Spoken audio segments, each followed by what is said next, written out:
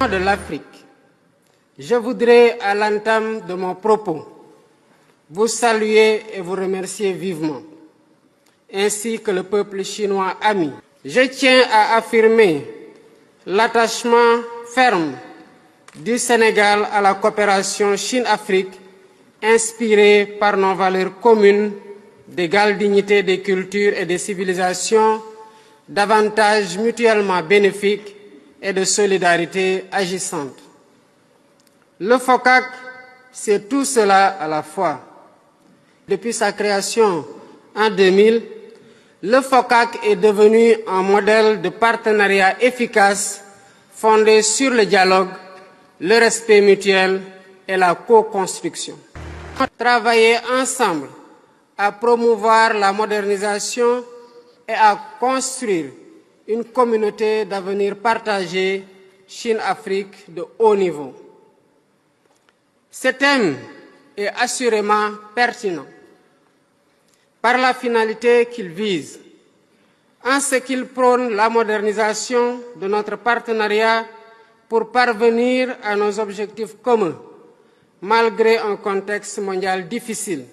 Les défis sont nombreux et complexes, mais nous pouvons les relever ensemble en resserrant davantage les relations de solidarité politique et économique qui sont au cœur de notre coopération. Notre sommet, qui marque la fin de la coprésidence sénégalaise du FOCAC, ouvre en même temps de nouvelles perspectives, avec la déclaration et le plan d'action 2025-2027, dont la mise en œuvre contribuera sans doute à la consolidation de nos acquis au bénéfice de nos peuples respectifs.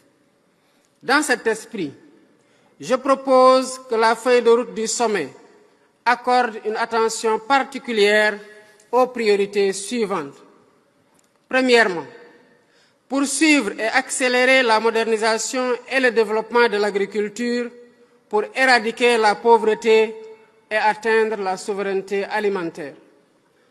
Deuxièmement, continuer l'élan de mobilisation des financements, y compris l'investissement privé, pour mieux soutenir les infrastructures de base qui stimulent la croissance, favorisent la création d'emplois et autres activités génératrices de revenus et contribuent à améliorer la qualité de vie.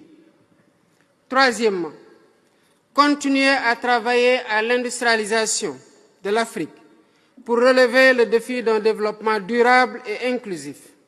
Cela passera par l'autonomisation des femmes et l'employabilité des jeunes avec le développement de la formation technique et professionnelle pour disposer d'un capital humain adapté. Une réforme de la gouvernance mondiale, l'abrogation des règles et pratiques qui freinent les flux d'investissement vers l'Afrique alors que le continent a le plus grand besoin de financement. Enfin, la lutte contre les changements climatiques et une transition énergétique juste et équitable pour satisfaire les besoins africains d'industrialisation. Quatrièmement, investir davantage dans la digitalisation par le renforcement des infrastructures numériques, l'innovation et le soutien à l'industrie créative des jeunes, notamment les start-up dans leurs différentes applications. Je salue particulièrement l'initiative des nouvelles routes de la soie qui a contribué de façon significative à la réalisation des objectifs du FOCAC en matière d'infrastructures. Il est surtout heureux de noter que pour un meilleur équilibre de la balance commerciale, la Chine s'est engagée à soutenir l'amélioration des capacités d'exportation de l'Afrique et de faciliter les mesures d'inspection et de quarantaine des produits africains exportés vers la Chine.